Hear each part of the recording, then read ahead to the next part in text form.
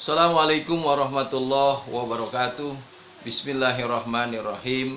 Nawaitu ta'aluma wa ta'lim wa tuzakkira wa tazkir wa naf'a wal intifa'a wal ifadata wal istifadah wal hassa ala tamassuki bi kitabillahi wa sunnati rasulih wa du'a ilal huda wa dalalata alal khair ibtigo'a mardatihi wa sawabihi wa qurbi. Anak-anakku sekalian, siswa dan siswi Madrasah Sanawiyah MTS Nurul Falah yang saya cintai, terutama siswa-siswiku di kelas 8. Bagaimana kabarmu? Apakah sudah siap atau sebaliknya kalian baru mempersiapkan diri? Tapi saya berharap kesemangatan tetap harus ada di kita semua untuk meraih cita-cita yang terbaik di masa yang akan datang. Tentunya selamat bertemu kembali, selamat berjumpa kembali dengan pelajaran seni budaya. Kita lanjutkan pelajaran seni budaya ini di kelas 8, masih dalam hal pantomim pembahasan yang lalu, dan sekarang kita lanjutkan dalam mempersiapkan beberapa hal. Dalam mempersiapkan beberapa hal, pertama kita bahas sekarang dengan judul atau subjudul menentukan latar dan setting. Jadi dalam pantomim itu bukan hanya pakaian, bukan hanya tema, bukan hanya peran saja, tapi harus ditentukan juga latar dan setting. Apa yang dimaksud dengan latar? Yang dimaksud dengan latar itu adalah latar tempat. Ya, latar tempat adalah tempat yang menjadi latar peristiwa lakon itu terjadi. Nah, kita akan mengambil latarnya di mana nih? Kisahnya di pasar, atau kisahnya di ruangan kelas, atau kisahnya sedang di halaman sekolah. Nah, itulah yang disebut dengan latar tempat. Jadi tempat terjadinya peristiwa lakon itu terjadi. Analisis ini perlu dilakukan guna memberikan sebuah gambaran pada penonton tentang tempat peristiwa itu terjadi. Karena memang pantomim itu adalah sebuah pertunjukan yang tidak menggunakan kata-kata dan hanya menggunakan gerak sebagai gambaran sebuah peristiwa. Maka latar ini menjadi penting guna memberikan gambaran kepada penonton tentang peristiwa ini terjadi di mana. Analisis ini juga sangat penting dilakukan. Kenapa? Karena berhubungan dengan tata teknik pentas. Gambaran tentang peristiwa dalam lakon kadang sudah diberikan oleh penulis lakon. Nah, penulis sudah memberikan suatu ketika di pasar terjadi bla bla bla bla bla gitu ya, tetapi kadang-kadang tidak diberikan oleh penulis lakon. Analisis latar tempat dapat dilakukan dengan apa? Misalnya mencermati dialog-dialog tokoh yang sedang berlangsung dalam satu adegan, babak, atau dalam keseluruhan lakon. Nah, itu. Jadi pentingnya latar tempat. Kemudian yang kedua, latar waktu. Apa yang dimaksud dengan latar waktu? Latar waktu yang menjadi latar belakang peristiwa. Nah, peristiwanya apa? Itulah waktu, kapan waktunya, adegannya bagaimana, dan babak demi babak itu terjadi bagaimana. Latar waktu terkadang sudah diberikan juga, atau sudah diberikan rambu-rambu oleh siapa? Oleh penulis lakon. Tetapi banyak kadang-kadang latar waktu ini juga tidak diberikan oleh penulis lakon. Maka penting untuk menggambarkan latar waktu. Nah, tugas seorang sutradara dan pemeran ketika menghadapi sebuah naskah lakon adalah menginterpretasi. Menginterpretasi itu apa ya? Menerjemahkan, ya, menerjemahkan latar waktu dalam lakon tersebut. Dengan mengetahui latar waktu yang terjadi, maka semua pihak akan bisa mengerjakan lakon tersebut.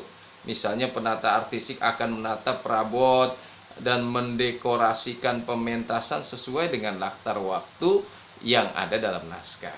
Nah, itulah. Jadi berusaha sang sutradara, penata artistik, pemain menerjemahkan skenario itu sesuai dengan keinginan penulis skenario. Dan kalau itu sudah bisa diterjemahkan, penonton juga bisa menafsirkan atau memahami pertunjukan latar waktunya bagaimana dan bagaimana. Nah, kemudian analisis latar waktu perlu dilakukan baik oleh seorang sutradara maupun oleh pemain. Analisis waktu yang dilakukan oleh sutradara biasanya berhubungan dengan dengan tata akting dalam pentas, sedangkan yang dilakukan oleh pemain biasanya berhubungan dengan acting dan bisnis acting. Latar waktu dalam naskah lakon bisa menunjukkan dalam waktu yang sebenarnya, ya, misalnya siang, malam, pagi atau sore, waktu yang menunjukkan sebuah musim, misalnya musim apa nih, musim hujan, musim kemarau, musim dingin, sehingga berkaitan juga nanti dengan properti yang dipersiapkan. Kemudian yang ketiga, ada disebut latar peristiwa. Apa yang dimaksud dengan latar peristiwa?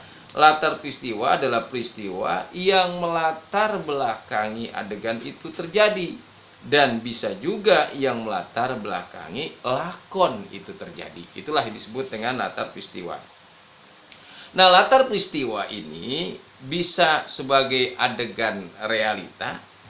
Realita itu mengisahkan sesuatu yang sebenarnya, atau juga fiktif yang menjadi imajinasi penulis lakon gitu. Jadi ada yang realita, ya kenyataan, ada yang juga sebuah imajinasi yang harus diterjemahkan oleh sutradara dan pemain. Latar peristiwa yang nyata digunakan oleh penulis lakon untuk menggambar peristiwa yang terjadi secara nyata pada waktu itu sebagai sebagai dasar lakonnya, ya.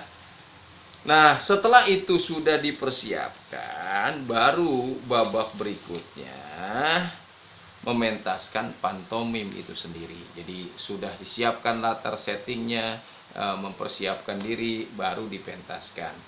Mementaskan pantomim itu setelah persiapan dilakukan, saat melakukan pementasan, beberapa hal yang harus diperhatikan saat mementaskan karya pantomim adalah apa? Yang harus diperhatikan, siapa? Oleh seluruh panitia yang terlibat harus konsentrasi penuh. Jangan sampai terjadi kesalahan dari apa yang direncanakan. Hadapi semuanya dengan ketenangan, sekaligus menjaga kekompakan dalam bekerja sama, sehingga pementasan akan berhasil dengan baik. Ya, bukan hanya dalam pementasan pantomim, sebenarnya dalam sebuah kegiatan menghadapi satu pekerjaan harus dengan tenang. Kalau itu bentuknya tim, kelompok, bersama-sama, tentunya sangat diharapkan kerjasama. Tidak merasa lebih unggul yang satu dengan yang lain. Keberhasilannya adalah keberhasilan bersama, kegagalan dan kekurangannya juga kekurangan bersama. Makanya penting menjaga kekompakan dalam bekerja sama. Nah, kalau itu sudah dilakukan, tentunya pementasan atau apapun akan menghasilkan sesuatu yang baik. Nah, melaksanakan pementasan, pada saat pelaksanaan pementasan yang penting dilakukan oleh kita beberapa hal. Pertama, tentunya tata rias, ya, pemain dirias, ya, sedemikian rupa, tentunya sesuai dengan pementasan yang akan dimainkan. Kalau pantomim, tentunya riasnya rias pantomim yang dibuat seperti topeng, wajahnya putih, matanya dihitam-hitamkan, alisnya dibuat demikian, kemudian membuat karo tangan antara hitam dan putih. Kenapa? Karena yang dilihat adalah gerakannya. Nah, tata rias adalah seni yang menghias wajah tubuh pemain sehingga dapat mengubah penampilan fisiknya menjadi lebih mirip dengan tokoh yang dibawakan. tata rias ini memiliki peran penting dalam pementasan pantomim. Ya, kenapa? Tata rias dapat mengubah dan menguatkan karakter tokoh. Beda pemainan yang tidak dirias dengan dirias. Kalau sudah dirias, karakter tokohnya akan muncul. Wajah muda bisa dengan tata rias dirubah jadi tua. Saya nih, ya, bisa dirubah jadi ABG. Itulah permainan tata rias yang hebat, ya. Kemudian apalagi tata rias juga dapat mengubah kulit seolah-olah terluka atau bahkan anggota tubuh seolah ada yang patah. Bisa saja itu tata rias. Apalagi tata rias modern saat ini. Tata rias merupakan seni menggunakan bahan-bahan kosmetik. Jadi tata rias itu juga berkaitan dengan seni. Seni apa? Seni menggunakan bahan-bahan kosmetika untuk mewujudkan wajah peranan. Karena itu ada kursus-kursus tata rias, ada kursus-kursus merias wajah, gitu kan. Tugas rias adalah memberikan dandanan atau perubahan-perubahan pada para pemain hingga terbentuk dunia panggung dengan suasana yang mengena dan wajar. Rias memiliki fungsi pokok. Apa fungsi pokoknya? Mengubah seorang gadis belia menjadi nenek tua atau seorang pria memerankan seorang wanita.